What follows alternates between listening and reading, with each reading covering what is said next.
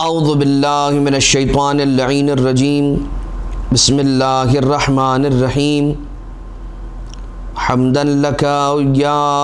ذا الجود والاحسان والفضل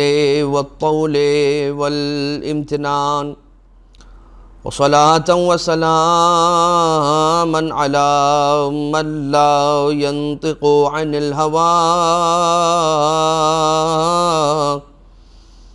ان هو الا وحی یوحى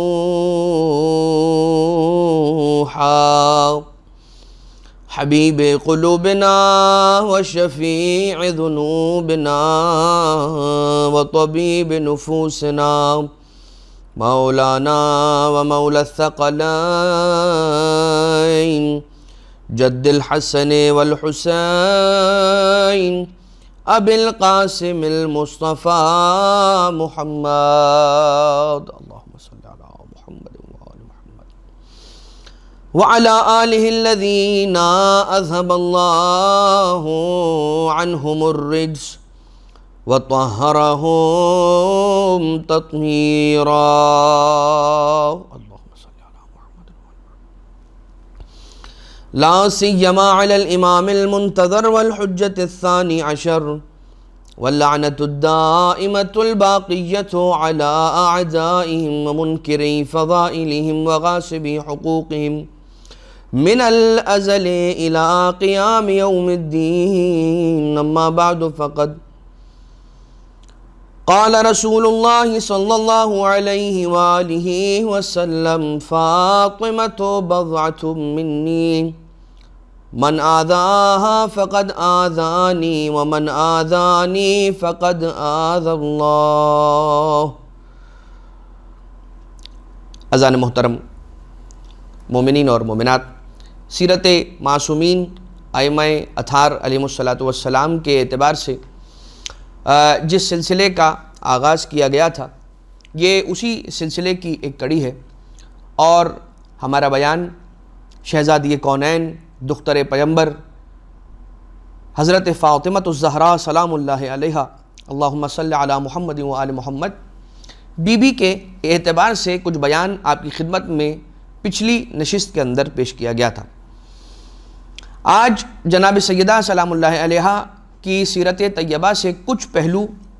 اس اعتبار سے کہ آپ نے فقراء کی کس طرح سے مدد فرمائی،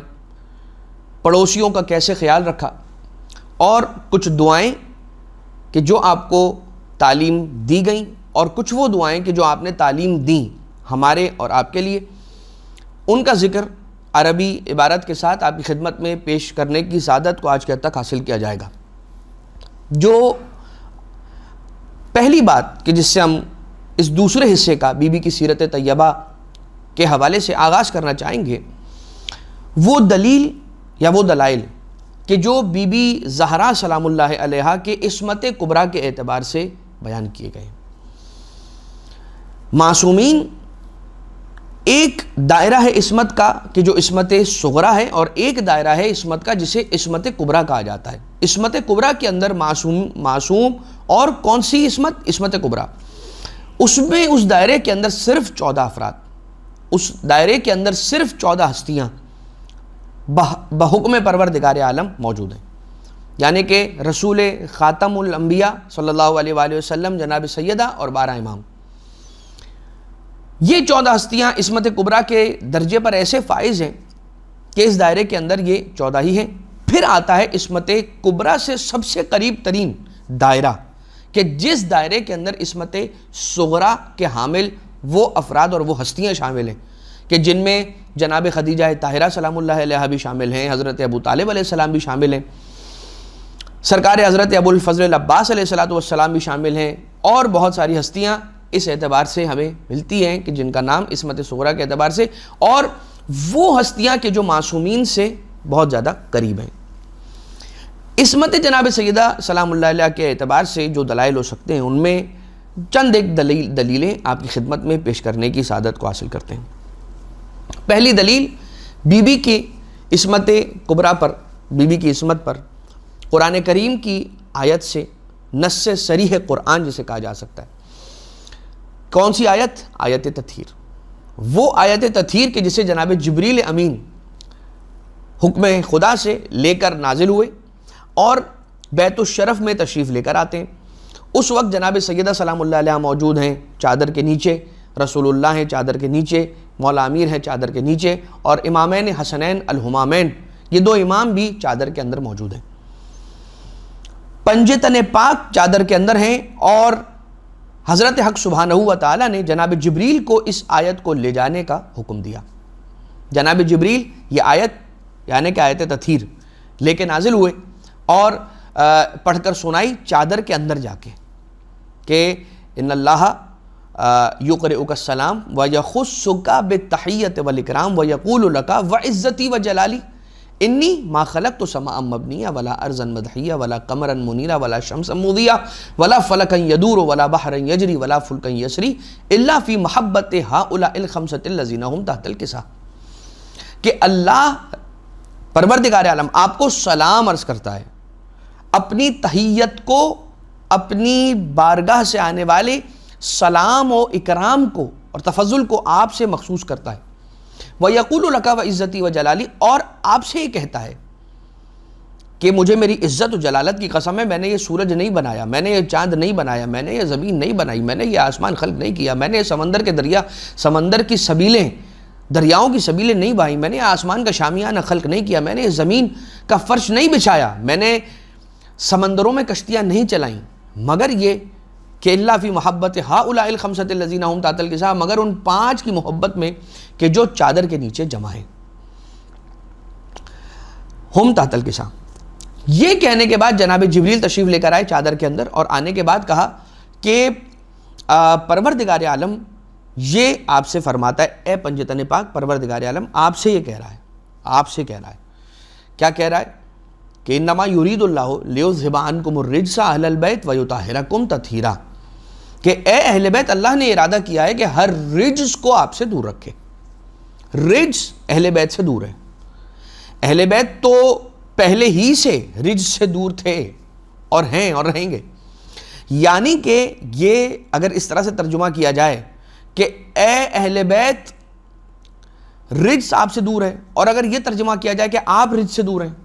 تو فرق کیا ہے؟ فرق یہ ہے کہ جب آیت تطہیر نازل ہوئی تو آیت تطہیر کے نازل ہونے سے اہل بیت اطہار پاک نہیں ہوئے، بلکہ اہل بیت اطہار پہلے ہی سے اتنے پاک تھے، اتنے پاک تھے، اتنے پاک تھے کہ پروردگار عالم نے کہا کہ آپ تو بہت پاک ہیں،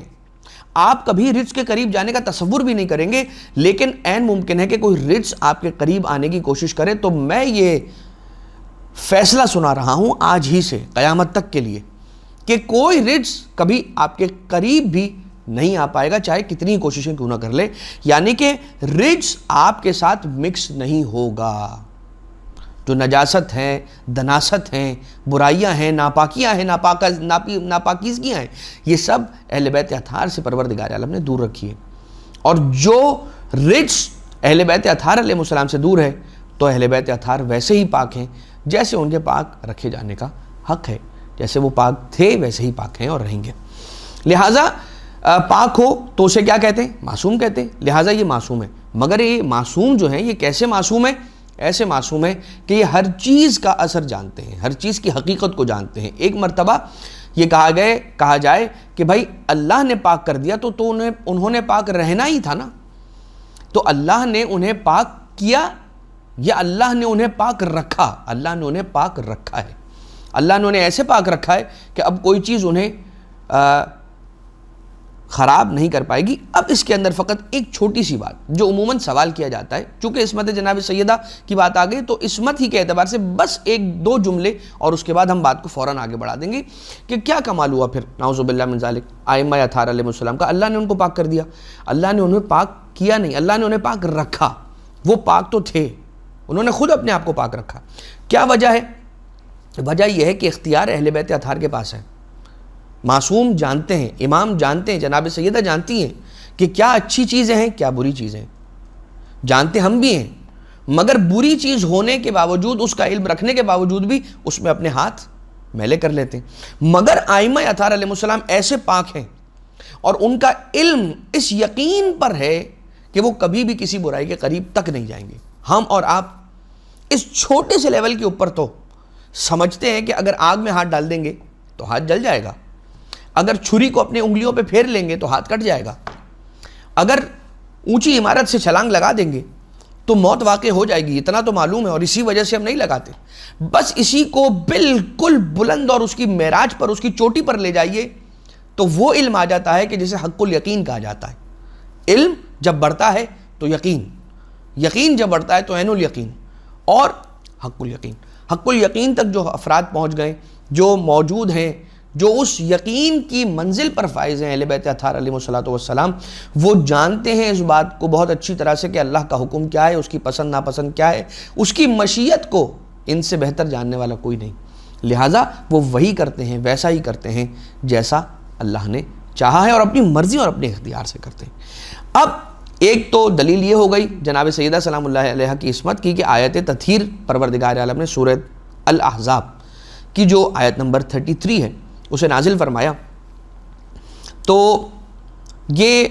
جناب سیدہ سلام اللہ علیہ کے حق میں اور آپ کی شان میں یہ آیت نازل ہوئی ہے۔ ایک تو یہ دلیل ہو گئی۔ ایک یہ دلیل ہے کہ رسالت مآب صلی اللہ علیہ وآلہ وسلم نے فرمایا کہ فاطمۃ بضعۃ منی، جو ہم نے سرنامہ کلام میں جس کی تلاوت کا شرف حاصل کیا، کہ فرماتے ہیں حضور گرامی قدر صلی اللہ علیہ وآلہ وسلم کہ فاطمۃ بضعۃ منی، فاطمہ میرا ٹکڑا ہے، فاطمہ محمد مصطفیٰ کا ٹکڑا ہے۔ اگر فاطمہ زہرا سلام اللہ علیہ محمد مصطفیٰ کا ٹکڑا ہے تو جو محمد مصطفیٰ صلی اللہ علیہ وآلہ وسلم کی خصوصیات ہیں، ہر اس خصوصیت کا بھی ٹکڑا ہے جناب سیدہ، ٹھیک ہے۔ اگر جناب رسالت مآب خلق عظیم پہ فائز ہیں تو اس کا ٹکڑا جناب سیدہ ہے۔ اگر رسول اللہ صلی اللہ علیہ وآلہ وسلم معصوم ہیں تو اس معصوم ہونے کی اور اس عصمت کا ٹکڑا ہے جناب سیدہ سلام اللہ علیہ۔ لہٰذا بی بی کی عصمت پر ایک اور دلیل، جس طرح سے آیت تطہیر کے اندر انہیں پاک رکھنے کے ذریعے سے معصوم ہونے کی ہمیں دلیل ملی، اسی طرح سے رسول اللہ کا ٹکڑا ہونے کے اعتبار سے یہ دلیل ہمارے پاس ہے کہ جناب سیدہ سلام اللہ علیہ بھی معصومہ ہیں۔ ایک اور دلیل یہ کہ ان اللہ، رسول اللہ صلی اللہ علیہ وآلہ وسلم نے ارشاد فرمایا ان اللہ یرضی لرضاها ویغضب لغضبها، کہ پروردگار عالم راضی ہوتا ہے جناب سیدہ کی رضا سے اور وہ غضبناک ہوتا ہے جناب سیدہ سلام اللہ علیہ کے غضب سے۔ اگر سیدہ ناراض تو اللہ ناراض، اگر سیدہ راضی ہیں تو اللہ راضی ہیں۔ ہم سارے کیا چاہتے ہیں کہ ہم اس رب کو راضی کر لیں، اور رسول کیا فرماتے ہیں، اگر تم نے سیدہ کو راضی کر لیا تو سمجھ لو کہ اللہ کو راضی کر لیا، اور ہم کیا سب چاہتے ہیں کہ ہم اللہ کو ناراض نہ کریں۔ رسول اللہ نے فرمایا اگر تم نے سیدہ کو ناراض نہیں کیا تو سمجھو تم نے اللہ کو بھی ناراض نہیں کیا، اور اگر تم نے سیدہ کو ناراض کر دیا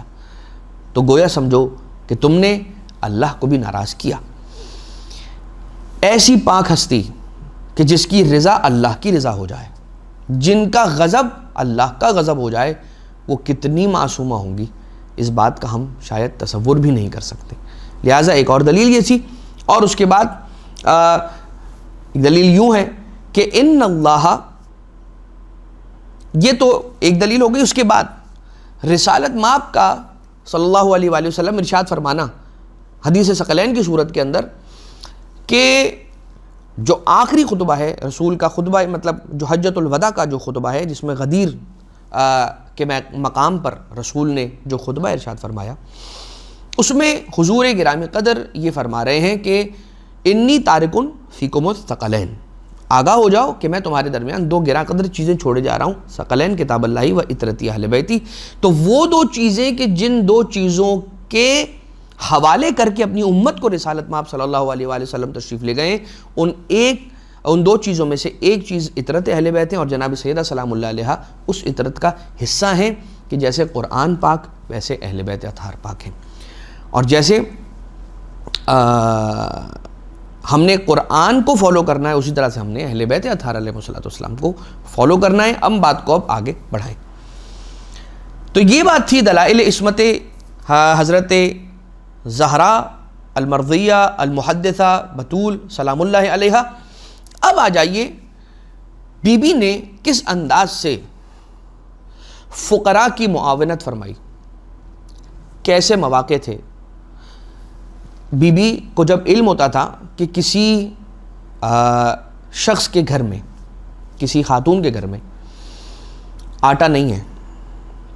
تو بی بی چکی میں جو اور گندم کو پیسا کرتی تھی، اور جو آٹا اس سے میسر آتا تھا اس سے بی بی اسے گوندھ کر اسے عجین کرتی تھی، ٹھیک ہے، اس کا آٹا بناتی تھی۔ آٹا تیار کرنے کے بعد، اس آٹے کو گوندھ لینے کے بعد شہزادی کونین اس کے گھر بھجوا دیا کرتی تھی۔ چکی پیسنا کوئی آسان مرحلہ نہیں تھا، مگر پھر بھی رسول کی بیٹی، کائنات کی شہزادی، سیدۃ نساء العالمین، کائنات کی عورتوں کی سردار، چکی چلا کے اس میں جو اور گندم کو پیس کے اس آٹے کو گوندھ کے تیار کر کے بھیجا کرتی تھیں ان لوگوں کے گھر کہ جو لوگ آٹا نہیں رکھتے تھے روٹیاں تیار کرنے کے لیے اور اپنی گزر بسر کرنے کے لیے۔ سلام اللہ علیہ، ہمارے لاکھوں سلام اور لاکھوں درود ہو پروردگار عالم کے جناب سیدہ سلام اللہ علیہ کی ذات والا صفات پر۔ اور صرف ایسا ہی نہیں کہ بی بی آٹا تیار کر کے بھجوایا کرتی تھیں، بلکہ اپنی پشت پر مشکیزے کو رکھ کے یا اپنی پشت پر اس ظرف کو رکھ کے لے جایا کرتی تھیں ان بوڑھے اور ضعیف و نادار لوگوں کے گھر پانی، کہ جو لوگ باہر نکل کے خود پانی بھر کے اپنے گھر نہیں لے جا پاتے تھے،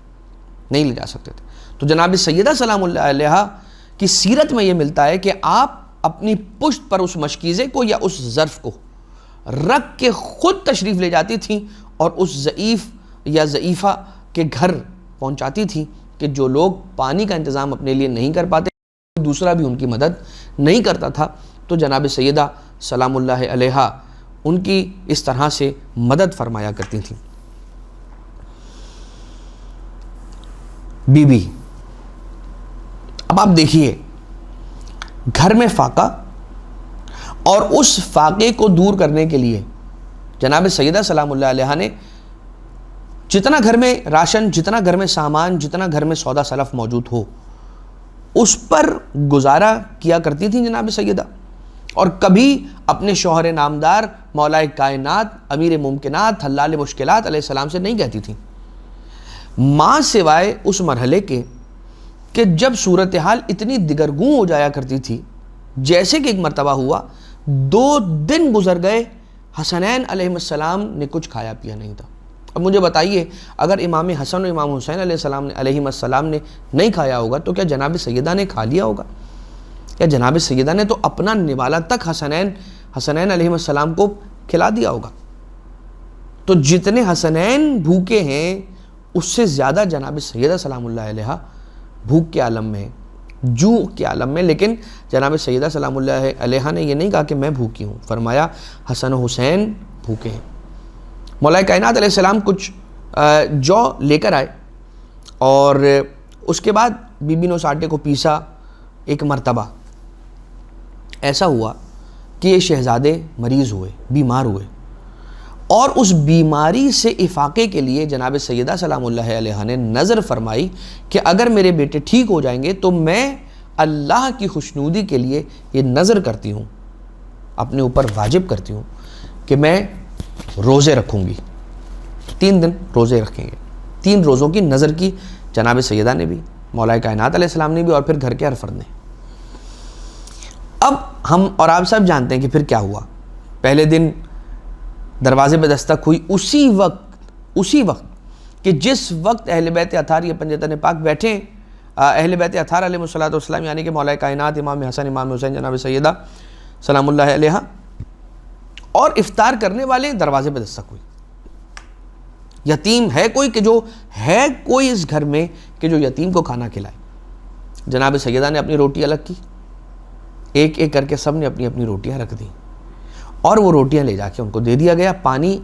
اور نمک کے ذریعے سے افطار کر لیا گیا۔ دوسرا دن دروازے پہ اسی وقت دستک ہوئی، ہے کوئی کہ جو اسیر کو کھلائے، اس کا پیٹ بھرے، کھلا دیا گیا۔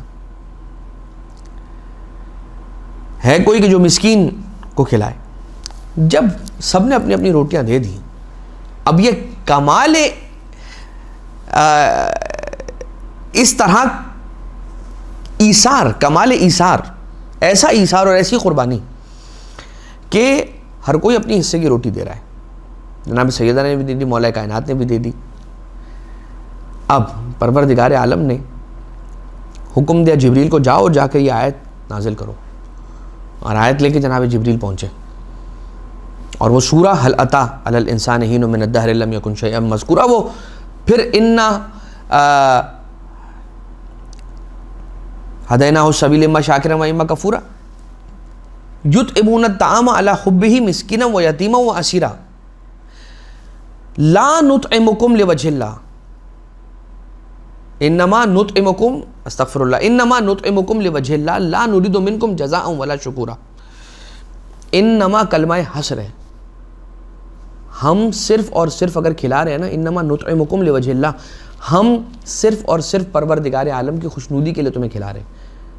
لا نرید منکم جزاء ولا شکورا، ہم نہ تم سے جزا کی خواہش رکھتے ہیں، نہ تم سے اس بات تک کی ایکسپیکٹیشن اور امید رکھتے ہیں کہ تم ہمیں شکریہ ادا کرو. ہمیں شکریہ بھی نہیں چاہیے. اب ذرا اس بات کا اندازہ کیجئے کہ ہمارا معاشرہ وہ معاشرہ کہ جس کے اندر اگر ہم چھوٹی سی بھی نیکی کرتے ہیں نا، چھوٹی سی بھی نیکی، اور ویسی نیکی کہ جو ہمیں اصولاً کرنی ہی چاہیے، اس کے بعد بھی ہم اتنی ایکسپیکٹیشن رکھتے ہیں کہ ہم یہ کہا کرتے ہیں کہ دیکھا ہم نے کتنی بڑی اس کی مدد کی. کیونکہ بڑی مدد کرنے کا تو سوال ہی پیدا نہیں ہوتا نا. اگر آپ بڑی مدد کسی کے پاس بڑی مدد کا سوال لے کر جائیں تو وہ کیا کہے گا کہ بھائی اتنا تو ہمارے لیے ممکن نہیں ہے، یہ تو آپ کو مختلف جگہوں سے کرنا پڑے گا ارینج، آپ تھوڑا ان سے لے لیں، تھوڑا ان سے لے لیں. یہ ہوتا ہے نا جب بڑی مدد کوئی طلب کرنے کے لیے جاتا ہے تو اس کو یہی جواب ملتا ہے. لیکن چلے تھوڑی سی صحیح کر لیں، لیکن اس کے بعد انسان کا یہ کہنا کہ ہم نے اس کی اتنی بڑی مدد کی، اور یہ کہنا کہ اس نے پلٹ کر پوچھا تک نہیں، یہی ہوتا ہے. اس نے پلٹ کر پوچھا تک نہیں. آپ نے اس کے لیے کی تھی تو اس سے شکریہ لے لیجئے. اگر آپ نے اس کے لیے نیکی نہیں کی تھی، نیکی آپ نے کسی بڑی ذات کے لیے کی تھی، تو پھر انتظار کیجئے، وہ آپ کو اجر ضرور دے گا. اور جو آخرت میں اجر ملے گا وہ تو الگ ہے، وہ جدا ہے. جو دنیا میں آپ کو اجر ملے گا وہ خود نظر آئے گا، دکھائی دے گا. لیکن یہ اس قدر نسبت، اس کی اس قدر نسبت ہوگی جتنا زیادہ آپ کا توکل ہوگا، جتنا زیادہ اخلاص آپ کے عمل میں ہوگا، اتنی ہی زیادہ بڑی جزا وہاں سے آئے گی. یعنی وہ جو آپ کا عمل ہے نا، اس عمل کا ساری کی ساری اس عمل کی روح اس کے اخلاص کے اندر موجود ہے. اہل بیت اطہار علیہ الصلوۃ والسلام نے کس خلوص کے ساتھ یہ عمل انجام دیا تھا، 3 دن تک مسلسل لگاتار، کہ کھلانے کے بعد ارشاد فرماتے ہیں انما نطعمکم لوجہ اللہ لا نرید منکم جزاء ولا شکورا. نہ تھینک یو چاہیے، نہ تم سے اس کی جزا، نہ اس کا ریٹرن چاہیے. تو چاہیے جس سے تھا، اس نے کہا کہ بھائی آیت نازل ہوگی تو قرآن نازل ہوگا ان کی مدحت میں اور ان کی مدد سرائی میں. لہٰذا جناب سیدہ سلام اللہ علیہ کا ایثار اور آپ کی قربانی کہ بچے بیمار تھے، شفایاب ہوئے، نظر کی، روزے کا عالم ہے، پہلے دن روٹی، دوسرے دن روٹی، اب بھوک تو بڑھتی جا رہی ہے. یہ پروردگار عالم اس گھرانے کے ذریعے سے ہمیں یہ تعلیم دینا چاہتا ہے کہ انسان اتنے اپنے حوصلوں کو بلند رکھے کہ اگر کوئی تم سے زیادہ ضرورت مند ہے اسے ضرور تھوڑا سا دے دو، اسے ضرور عطا کر دو. اب یہ نہیں ہمیں عین ممکن ہے کہ یہ نہیں کہا جا رہا کہ سارا کا سارا دے دیا جائے، لیکن تھوڑا سا تو دیا جا سکتا ہے. جیسے کہ ایک مثال ملتی ہے کہ امام حسن و امام حسین علیہ السلام بیمار ہیں، 2 دن سے بھوکے تھے، اور مولا کائنات علیہ السلام جو لینے گئے. واپسی پہ آتے ہوئے راستے میں دیکھا ایک کونے پہ جناب مقداد ابن اسود بیٹھے ہوئے اور شدید گرمی ہے. نظریں چرائی نہیں، مقداد ابن اسود سے پوچھا اے مقداد یہ بتاؤ تم اس دھوپ میں، اس کڑی دھوپ میں، دوپہر کے وقت اپنے گھر کو چھوڑ کے یہاں کیوں بیٹھے ہو؟ کہا مولا گھر جاؤں تو کس منہ سے جاؤں کہ 3 دن سے فاقہ ہے. مولا کائنات کے گھر میں کتنے دن سے فاقہ ہے؟ 2 دن سے فاقہ ہے. مقداد کے گھر میں کتنے دن سے فاقہ ہے؟ 3 دن سے فاقہ ہے. علی نے فرمایا کہ یہ جو میں لے کر آیا ہوں وہ ساری کی ساری جو دے دی مقداد کو. فرمایا اے مقداد یہ جو تم رکھ لو. مولا کائنات علیہ الصلوۃ والسلام نے وہ جو کہ جو لے جا رہے تھے ان حسن و حسین علیہ السلام کے لیے جو 2 دن سے بھوکے تھے، یہ کہہ کے دے دی کہ اے مقداد یہ تم رکھو، اس لیے کہ اس جو کی یا اس گندم کی تمہیں ہم سے زیادہ ضرورت ہے، ہم 2 دن سے فاقے میں ہیں، تم 3 دن سے فاقے میں ہو، یہ تم رکھ لو۔ اللہ اکبر! اس قربانی اور اس ایثار کے، اس سخاوت کے، اس کرم کے کون پہنچ سکتا ہے؟ اور بی بی کی ایثار کی ایک مثال اور، کہ بی بی نے اپنی شادی کا جوڑا اس خاتون کے لیے بھجوا دیا تھا کہ جس بچی کی شادی تھی اور قریب تھی، اور اس بچی کے پاس شادی کا لباس نہیں تھا۔ بہت زیادہ ایموشنز جڑے ہوتے ہیں اس لباس کے ساتھ کہ جو کسی بھی مومنہ کا، کسی بھی لڑکی کا شادی کا لباس ہو۔ سالوں تک اسے سنبھال کر رکھا جاتا ہے، بار بار اسے نکال کر دیکھا جاتا ہے اور اپنے ارمان تازے کیے جاتے ہیں۔ لیکن جناب سیدہ سلام اللہ علیہ، ہمارے لاکھوں سلام ہو بی بی پر، ہماری جان قربان ہو رسول کی بیٹی پر، کہ اپنے اس لباس کو بی بی نے عنایت کر دیا، یہاں تک کہ وہ گلوبند والا واقعہ۔ اب برکت کیسے آ جاتی ہے؟ بی بی کا وہ گلوبند ہوا کیا تھا؟ سوال ہوا تھا، رسول اللہ کے پاس ایک بوڑھا شخص آیا تھا اور اس نے آ کر کچھ سوال کیا۔ رسول اللہ نے فرمایا اس وقت تو میں تمہیں کچھ نہیں دے سکوں گا، میرے پاس اس وقت کچھ نہیں ہے، لیکن تم جاؤ، اور جناب سیدہ سلام اللہ علیہ کے گھر کا دروازہ بتایا۔ یعنی رسول اللہ کے پاس ایک بوڑھا شخص آیا، آنے کے بعد رسول سے سوال کیا، رسول نے کہا جاؤ فاطمہ زہرا کے گھر کا دروازہ کھٹکھٹاؤ۔ بی بی کے گھر کا دروازہ کھٹکھٹایا۔ پہلے بی بی نے اپنے گلوبند نکال کر دینے سے پہلے وہ رضائی دی ہے کہ جس رضائی پر امام حسن اور امام حسین علیہ السلام جس رضائی کو بچھا کر سویا کرتے تھے۔ روایتیں یہ بیان کرتی ہیں، وہ جو گلوبند والی روایت ہے کہ کیسا بابرکت گلوبند تھا، کہ اس بابرکت گلوبند سے جو ہوا، ابھی آپ کی خدمت میں مختصر عرض کروں گا اس لیے کہ آپ کو سنا ہوا واقعہ ہے، ہم ان دعاؤں کی جانب بڑھنے لگے۔ لیکن جناب سیدہ سلام اللہ علیہ نے پہلے وہ رضائی کہ جس رضائی پر امام حسن اور امام حسین علیہ السلام سویا کرتے تھے وہ نکال کر پیش کر دی کہ یہ تم لے جاؤ۔ مگر چونکہ اس بوڑھے شخص نے یہ کہا کہ میں یہ اگر لے جاؤں تو اس سے میری حاجتیں پوری نہیں ہوں گی، مجھے روٹی چاہیے، مجھے سواری چاہیے، مجھے واپس پلٹنا ہے، اور کچھ زین وغیرہ اس نے خرید، اب یہ سب میرا سامان اس میں نہیں آئے گا، لہٰذا اس نے وہ پلٹا دی۔ تب بی بی نے کے ذہن میں خیال آیا کہ یہ گلوبند ایک مولا کائنات میرے لیے لے کر آئے تھے، یا ایک انداز سے جناب حمزہ سلام اللہ علیہ کی بیٹی نے جناب سیدہ سلام اللہ علیہ کو وہ گلوبند عنایت کیا تھا، ہدیہ کیا تھا۔ جناب سیدہ سلام اللہ علیہ نے اس گلوبند کو اس کے حوالے کیا، ایک گلے کا ہار تھا، اور وہ لے کے چلا، رسول کی خدمت میں آیا، اور رسول نے کہا کہ جاؤ اسے بیچو، فروخت کرو، اور جو مال ملتا ہے اس سے اپنی ضروریات کو پورا کر لو۔ وہیں پہ جناب عمار بیٹھے تھے، جناب عمار نے رسول سے اجازت لی کہ یا رسول اللہ مجھے اجازت ہے کہ میں یہ ہار خرید لوں۔ رسول نے فرمایا کہ کیا ہی اچھی بات ہے کہ اگر تم چاہو تو خرید لو۔ اب جناب عمار نے اس بوڑھے شخص سے، اس شیخ سے پوچھا کہ یہ بتاؤ کہ کیا اس کی قیمت لوگے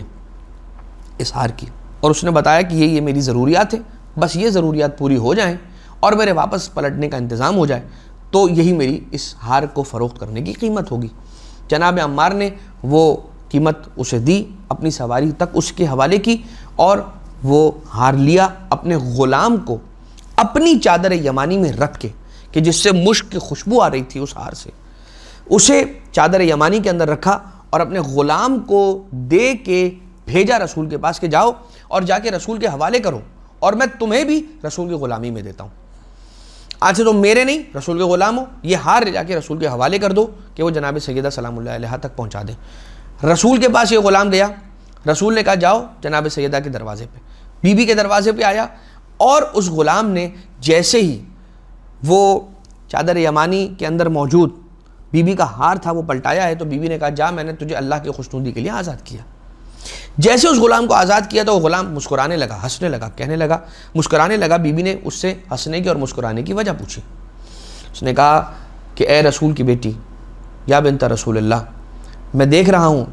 کہ اس ہار کی کتنی برکت ہے، اپنے مالک سے چلا، بھوکے کی بھوک مٹا دی، بے لباس کو لباس پہنا دیا، جو بے سواری تھا اسے سواری دلا دی، کسی کو مال دلا دیا اور اس غلام کو آزاد کروا دیا، اور اپنے مالک کے پاس واپس پہنچ گئے۔ یہ ہار کتنا بابرکت ہے۔ تو کیوں نہ ہو کہ یہ ہار اس بی بی کا ہے کہ جو بی بی کائنات کی سردار ہے، وہ ایک ہار کہ جو بی بی کے وجود اقدس پر ایک بار سج جائے اور بی بی سے اس کی نسبت جڑ جائے، وہ اتنا عظیم ہو جائے کہ اتنے لوگوں کی ضروریات پوری ہو جائیں اور اتنے لوگوں کو نجات مل جائے اور اتنے لوگوں کو اس کا فائدہ پہنچ جائے،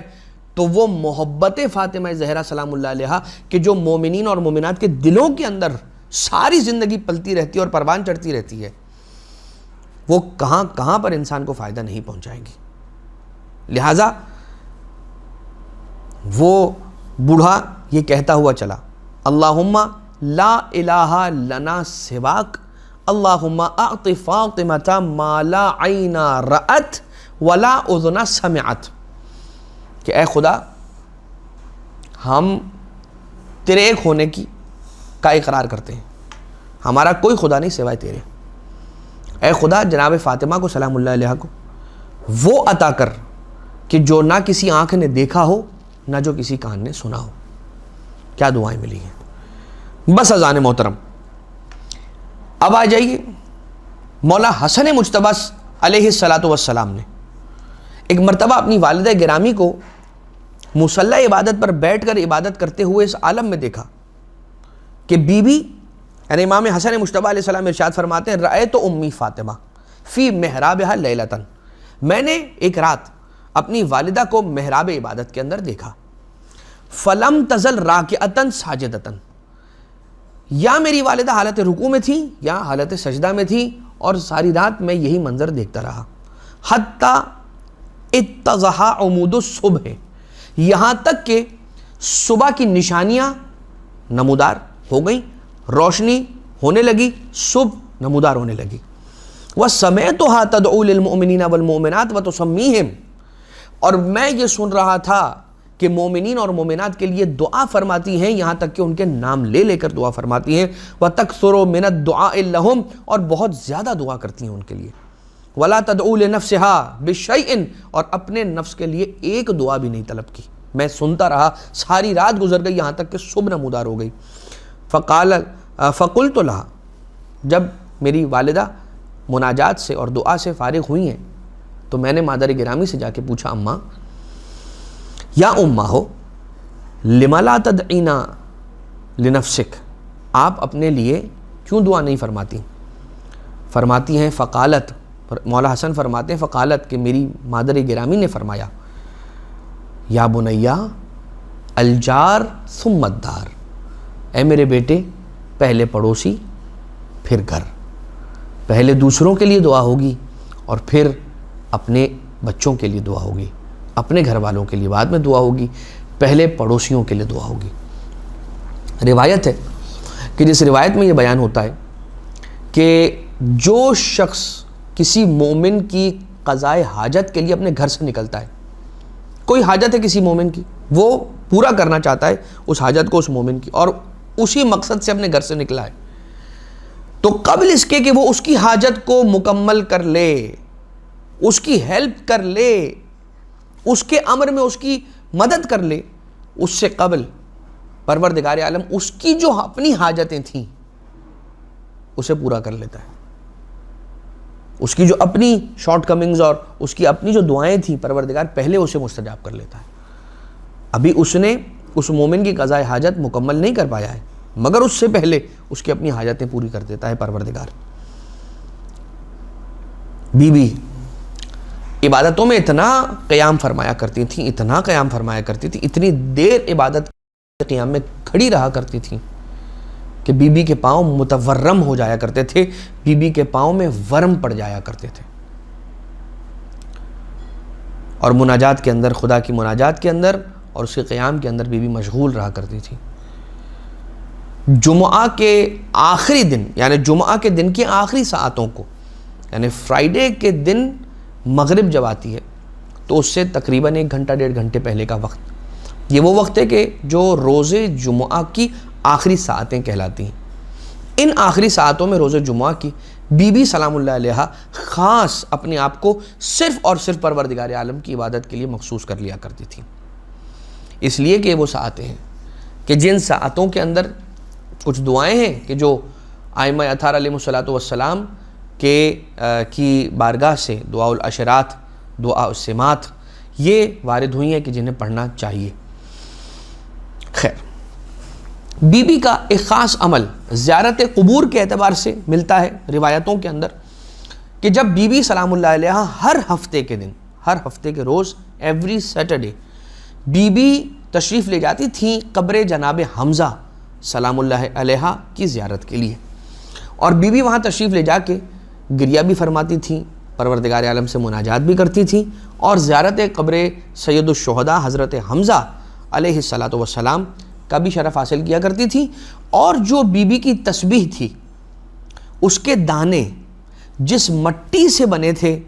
وہ بھی حضرت حمزہ سلام اللہ علیہ کے قبر کی مٹی تھی۔ لہٰذا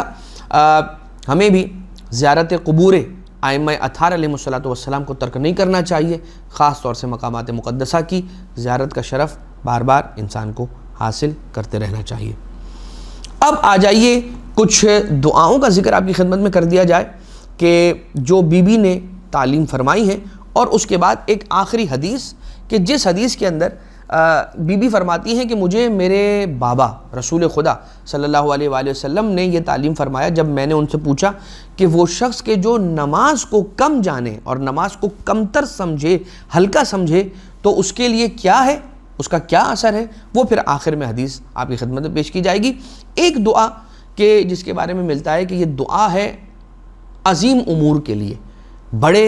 امور، مہم کاموں کے لیے جس دعا کو پڑھنا چاہیے، یا بی بی جس دعا کو عظیم امور سے پہلے تلاوت فرمایا کرتی تھی، وہ دعا کیا ہے؟ بسم اللہ الرحمن الرحیم، بحق یاسین والقرآن الحکیم وبحق طٰہٰ والقرآن العظیم، یا من یقدر علی حوائج السائلین، یا من یعلم ما فی یا من یعلم ما فی الضمیر، یا منفسا عن المکروبین، یا مفرجا عن المغمومین، یا راحم الشیخ الکبیر، یا رازق الطفل الصغیر، یا من لا یحتاج الی التفسیر، صلی علی محمد و آل محمد۔ انسان جاب اپلائی کرنے کے لیے جا رہا ہوتا ہے، انٹرویو کے لیے جا رہا ہوتا ہے، ایگزامینیشن اپیئر کرنے کے لیے جا رہا ہوتا ہے، اسکول میں پہلا دن ہے، کالج میں پہلا دن ہے، جاب پر پہلا دن ہے، کہیں کام کرنے جا رہا ہے، کسی سے کوئی سوال کرنے جا رہا ہے، کوئی اپروول کسی چیز کا لینے کے لیے جا رہا ہے، کسی بھی بڑے امر، بڑے کام کے لیے انسان اگر کہیں جا رہا ہے تو اس سے پہلے اس دعا کو پڑھ کر جائے،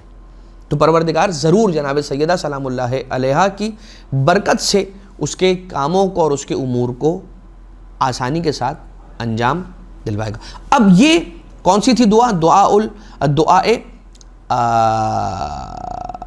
دعاء لامر عظیم، عظیم امور کے لیے۔ ایک دعا اور ملتی ہے کہ جو جناب سیدہ سلام اللہ علیہ نے تعلیم فرمائی، اور اس دعا کو اس وقت تلاوت کیا جائے جب انسان فقر کے عالم میں ہو اور فقیری اس پر خدا نخواستہ طاری ہو اور غنی ہونا چاہتا ہو، بے نیاز ہونا چاہتا ہو، تو اس دعا کی تلاوت کرے، اور وہ دعا یہ ہے: اللہم رب السماوات السبع ورب العرش العظیم ربنا ورب کل شیء منزل التوراۃ والانجیل والفرقان فالق الحب والنوى اعوذ بک من کل شیء انت آخذ بناصیتہ انت الاول فلیس قبلک شیء وانت الآخر فلیس بعدک شیء وانت الظاہر فلیس فوقک شیء وانت الباطن فلیس دونک شیء اقض عنی الدین واغننی من الفقر۔ میرے قرض کو چکا دے اور میرے فقر کو دور کر کے غنا سے اور بے نیازی سے بدل دے۔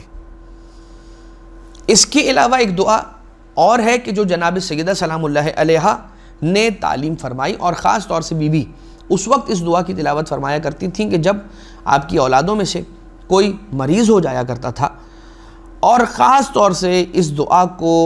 بخار کے عالم میں، تب کے عالم میں ٹھیک ہے، فیور وغیرہ کے عالم میں پڑھنا بہت زیادہ مجرب پایا گیا ہے۔ یوں تو انسان اگر دن میں ایک مرتبہ اس دعا کو، جسے دعا النور کہا جاتا ہے، پڑھ لیا کرے تو یہ بیان کیا جاتا ہے کہ وہ عافیت اور سلامتی کے ساتھ ہمیشہ رہے گا۔ لہٰذا آئیے دعائے نور کے حوالے سے آپ کی خدمت میں عرض کر دیا گیا۔ سونے سے پہلے کی ایک دعا جناب سیدہ سلام اللہ علیہا سے تعلیم ہوئی ہے، کچھ طویل دعا ہے، اس لیے ہم اس دعا کو یہاں پر ابھی فی الحال نقل نہیں کر رہے، ورنہ صحیفۃ الزہرا سلام اللہ علیہا جیسے صحیفہ سجادیہ ہے، ویسے ہی صحیفہ علویہ ہے، ویسے ہی صحیفہ فاطمیہ یا صحیفہ فاطمہ یا صحیفہ فاطمیہ سلام اللہ علیہا، کہ جس میں بی بی کی تعلیم کردہ دعاؤں اور مناجات کا ذکر کیا گیا ہے۔ ایام ہفتہ کی دعائیں، اور ایک حرز ہے کہ جو ملتا ہے کچھ روایتوں کے اندر یہ حرز ملتا ہے کہ جو حرز کیا ہے، بسم اللہ الرحمن الرحیم لکھنے کے بعد، بسم اللہ الرحمن الرحیم کے بعد یا حیو یا قیوم برحمتک استغیث فاغثنی ولا تکلنی الی نفسی طرفۃ عین ابدا واصلح لی شأنی کلہ۔ اسے لکھ کر انسان اپنے ساتھ باندھ لے اور اسے گلے میں پہن لے تو ہر آفت اور ہر بلا سے جناب سیدہ سلام اللہ علیہا کے صدقے میں بچا رہے گا۔ صرف اور صرف ایام ہفتہ کی دعائیں ہی نہیں، بلکہ ہر نماز کے بعد ایک تعقیب یا ایک تعقیبات کی ایک دعا ہے، تعقیبات نماز۔ جناب سیدہ سلام اللہ علیہا کی بھی تعقیبات نماز روایتوں کے اندر مروی ہوئی ہیں، اور کچھ طویل دعائیں ہیں ہر نماز کے بعد پڑھی جانے والی۔ فجر کے بعد ایک دعا ہے کہ جو جناب سیدہ نے تعلیم فرمائی، ظہر، عصر، مغرب، عشاء، ہر نماز کے بعد ایک دعا بی بی نے الگ الگ تعلیم فرمائی ہے کہ جو کتابوں کے اندر موجود ہے۔ بیان اس لیے کیا گیا سرسری تاکہ ہم اس امر کی طرف بھی متوجہ ہوں کہ جب ہم اللہ کو پکارنا چاہیں تو ہمارے پاس ائمہ معصومین علیہ السلام کی تعلیم کردہ بہترین الفاظ، ایک امام معصوم علیہ السلام کے تعلیم کردہ جو الفاظ ہیں، ان سے بہتر الفاظ اللہ کو پکارنے کے لیے، اس کو یاد کرنے کے لیے اور کہاں سے ہم لے کر آ سکتے ہیں۔ لہٰذا ان ادعیہ سے، ان دعاؤں سے ہم استفادہ کریں۔ اب آخر کے اندر وہ حدیث کہ جو جناب سیدہ سلام اللہ علیہا جب اپنے بابا سے ایک مرتبہ سوال کرتی ہیں، سألت الصدیقۃ سیدۃ النساء یا ابتاہ، اے میرے بابا، ما لمن تہاونا بصلاتہ من الرجال والنساء، مردوں اور عورتوں میں سے جو کوئی بھی اگر اپنی نماز کو ہلکا سمجھتا ہے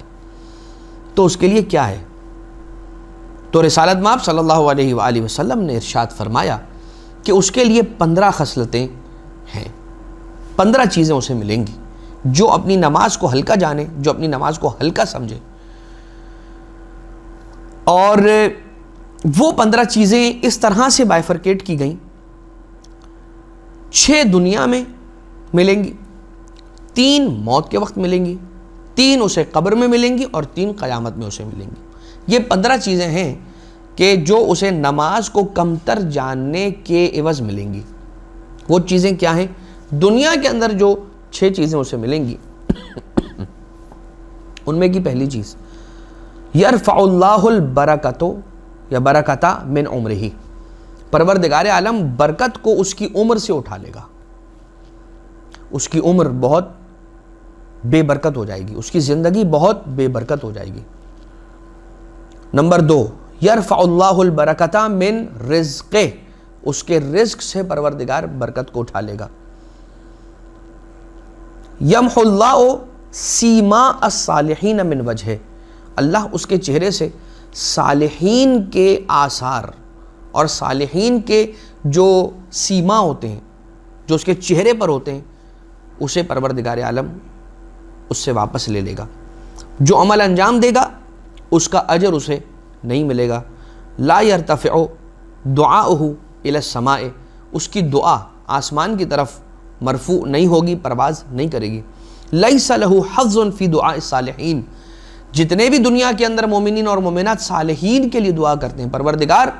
جتنے بھی صالح بندے ہیں ان سب کی مشکلات کو آسان فرما، جتنے صالح بندے ہیں ان کو نیک توفیقات عنایت فرما، جتنے صالح بندے ہیں ان کے ساتھ خیر و خوبی کا سلوک روا رہے۔ تو جو صالحین کے لیے دعا کی جاتی ہے اگر ہم اور آپ میں سے کوئی صالح ہو تو وہ دعا جو عمومی طور پہ صالحین کے لیے کی جا رہی ہے اس دعا کے اندر ہم شامل ہو جاتے ہیں.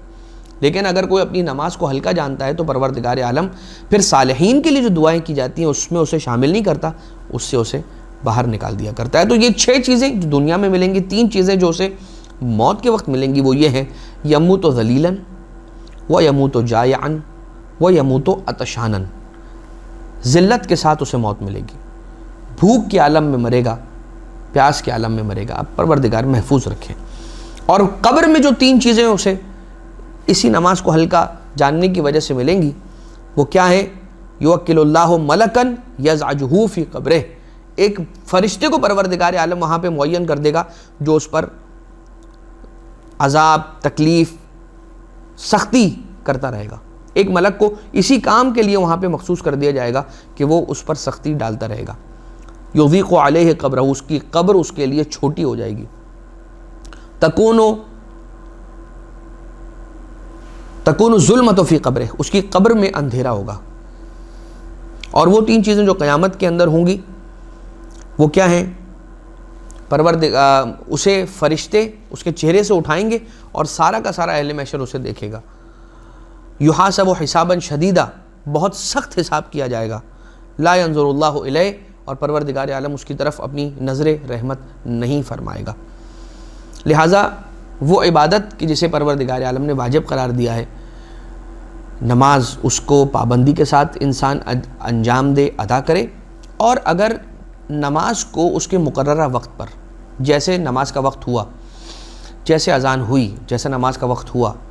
اسی وقت اگر آپ اسے انجام دے دیا کریں تو اس کا فائدہ یہ ہوتا ہے, اس کی برکت یہ ہوتی ہے کہ انسان پھر سارا دن بڑی راحت میں اور بڑے سکون کے ساتھ گزارتا ہے. جو مولا کائنات علیہ السلام کی بھی ایک حدیث ملتی ہے کہ صلی واسترح, نماز پڑھو اور راحت میں آ جاؤ. تو ہم یہ دیکھتے ہیں کہ بہت سی مرتبہ جب ہم نماز میں ٹال مٹول کرتے ہیں اور اسے بڑھاتے ہیں, آگے بڑھاتے ہیں, اس کو مطلب ٹالتے ہیں, بعد میں پڑھ لیں گے, تو وہ جس کام کی وجہ سے ہم اس کو ٹالتے ہیں وہ کام بھی نہیں ہو پاتا ہے, اور بہت سی مرتبہ نماز بھی بالکل آخری وقت تک پہنچ جاتی ہے. اس کے برعکس اگر انسان نماز کو اول وقت انجام دے دے اور اس کے بعد کام کو انجام دینا چاہے تو جیسے نماز ختم کرتا ہے کام بھی اس کا مکمل ہو جاتا ہے, اور اس کے بعد اس کے پاس کافی وقت بھی اسپیئر میں پڑا رہتا ہے, اس کے بارے میں وہ سوچتا ہے کہ اب میں کیا کروں. لہٰذا اگر انسان اپنے اعمال کے اندر برکت چاہتا ہے, بہتری چاہتا ہے, اور ہر امور اس کے اچھے سے انجام پا جائیں تو اسے چاہیے کہ اپنی نمازوں کو اول وقت میں انجام دیا کرے. ایک حدیث ہے جناب سیدہ کی, اور اسی حدیث پر اس گفتگو کا اختتام ہوگا, کہ جناب سیدہ سلام اللہ علیہ نے ارشاد فرمایا, من کان یؤمن باللہ والیوم الآخر فلیقل خیرا او یسکت, کہ جو کوئی بھی اللہ پر اور قیامت پر ایمان رکھتا ہے اسے یا تو کب بولنا چاہیے یا خاموش, یا تو اسے خیر کی بات کرنی چاہیے, وہ اچھی بات کرنی چاہیے, یا خاموش رہنا چاہیے. اگر انسان